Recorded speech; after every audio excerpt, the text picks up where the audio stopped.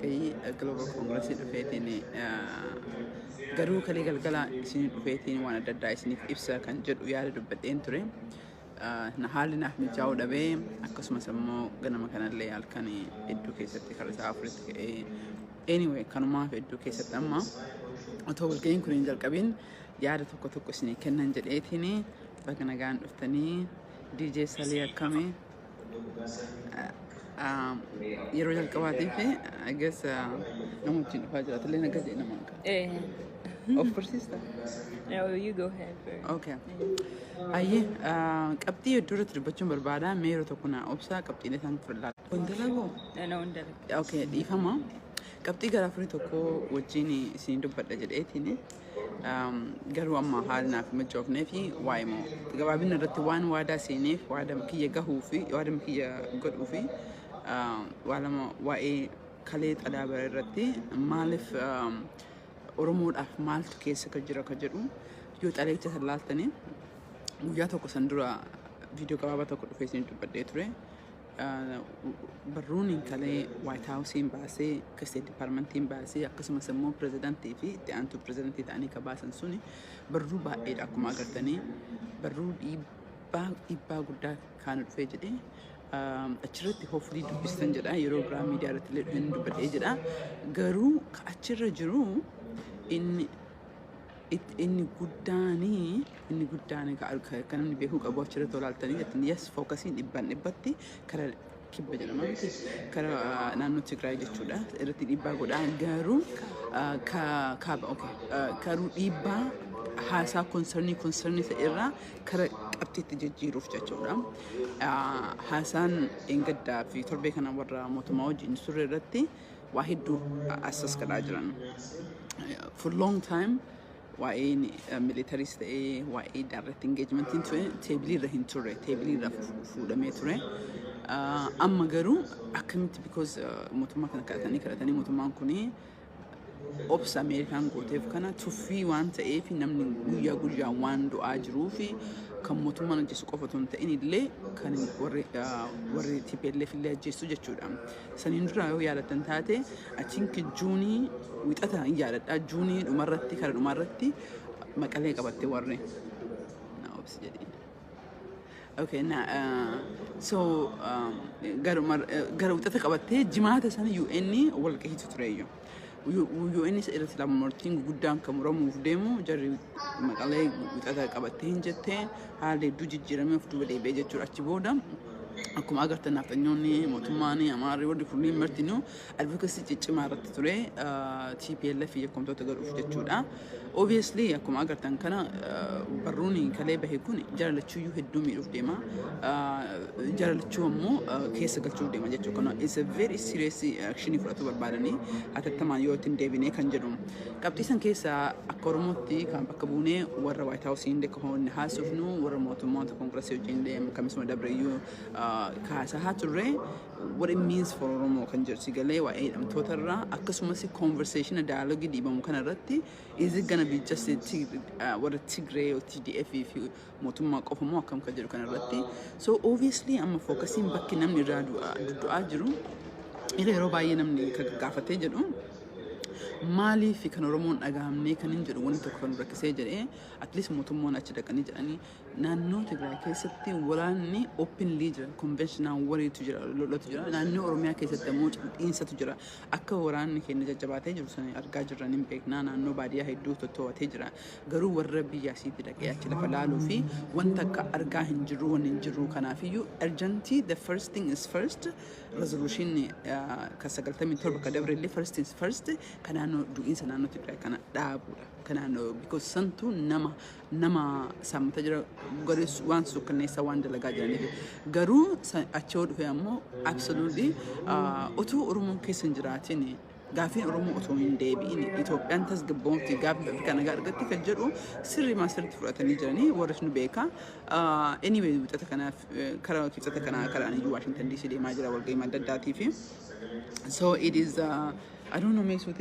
yaada kanarratti xalayoota wanna ka White House galee baasee fi ka President Imman Sigir tokko Biden ko baasatti ka baasee ka executive order qabu sanction maqoonni illee listi yeroo gabaabaa qofa kennanii fi yeroo gabaabaa kana keessatti qabatama waan ta'e jallachuu yoo hin godhini tarkaanfiitu dhufa maqoota listi dhufa jedha. Sanctionii waa'ee genocide illee dhuguma wal dubbannee jenne urga murteessanii ji'a afurii deeman. Garuu publicly gochuun barbaanne publicly gochuun karaa kanaan ammoo xalayaan pirezidaantii fi vaayis pirezidaantii walitti baatan suni carraa baay'ee still Ameerikaan akkamitti qophii jirtu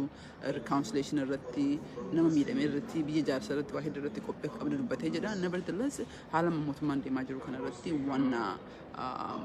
irraaf duba deebi'uun fakkaatu garuu miidhaan jiru kun miidhaa warra mootummaa qofa osoo hin ta'in warra kaan illee ni qabaatee jedha. I don't know dubbistee jirta kennillee nullee akka sabaaf sablammitti wal geennee turre karaa saba 8 wajjin wal geennee turre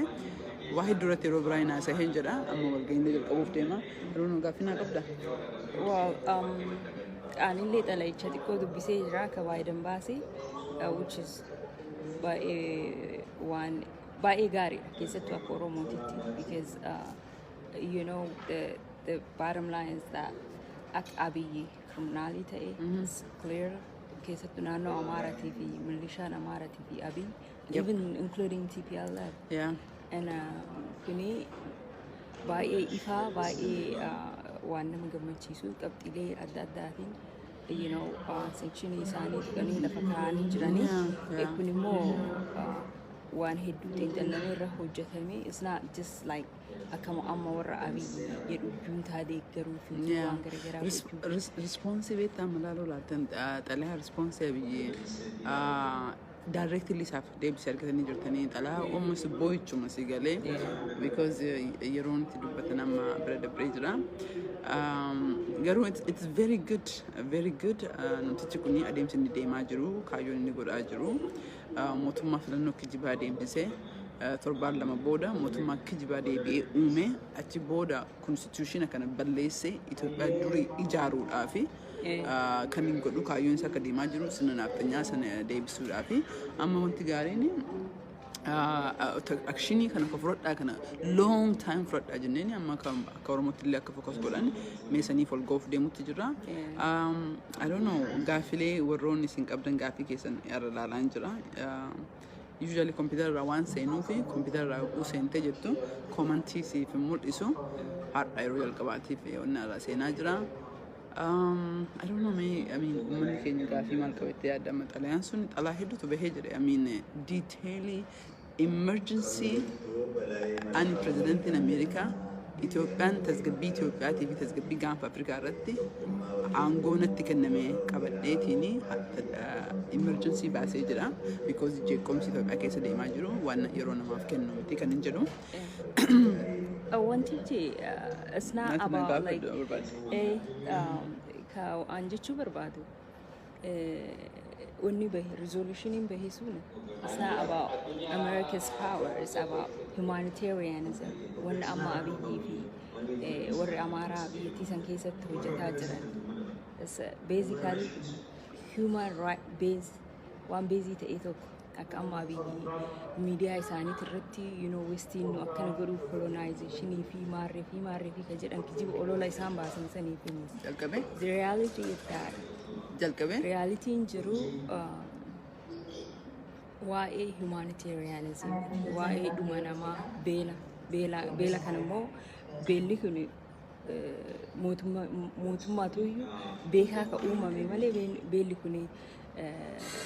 Bela natural causing most of the time, most of the things that is happening in the Yetisan case. Anyways, genocide in Hinjara, Beli Hinjara, Rakini, humanitarian crisis in Hinjara, Hidan Hinjara, crackdown, Oromia Kesa, Tigray, target good and to Sabakanin case to Tigray Oromo. And now can I Basani, Amma Abiyi. Yo only ibsa isaa tokko argite BBC irratti his life ka inni xalayaa barreessee jedhe I think minni sun irraa itti dhufte I think may hopefully media wajjin bal'inaan kana deebisee naasaan jedha kalee galgal waadaa waan seeneef waan waadaa kiyyaan bisee hedduudhaan dhufeen jedhe kana irratti ammoo sagantaa nama bakki nu jirru Oromoo Koongireesii irratti jechuudha namoonni adda addaa kalee miti guyyaa lama dura kelloo irratti dhiifama shabboo irratti dubbadheen ture is perfect dhamti is far away from perfect. Hanqina hedduu qaba kan beeknu kan nu dhiibnee jennee garuu asitti kan argamnee jennee fi everyday busy dha. Walqii dura teemna amma si achi deebi'ee karaa DC deemaa achi immoo hiriira tokko mootummaan in dhufaa tokko warra tokko I think itti aanaan isaanii dhufaa sana irratti illee waan dalagaa jirruuf sabaaf sablammii kaawwa wajjin wanni sagantaa kana asitti hirmaachaa jirruuf because yeroo kana keessatti Oromoon walitti dhufuun dirqama walitti dhufnee waan sirraa'u qaba kan jedhuuf walitti dhufnee jennee so Oromoon naannoo kan jirtanii qaamsoota hojjettanii please kottaa isin jedha asumatti sin affeereen jedha think kanuma irratti gabaabseen jedha fayyaanaa ta'a qabxiilee kaawwanii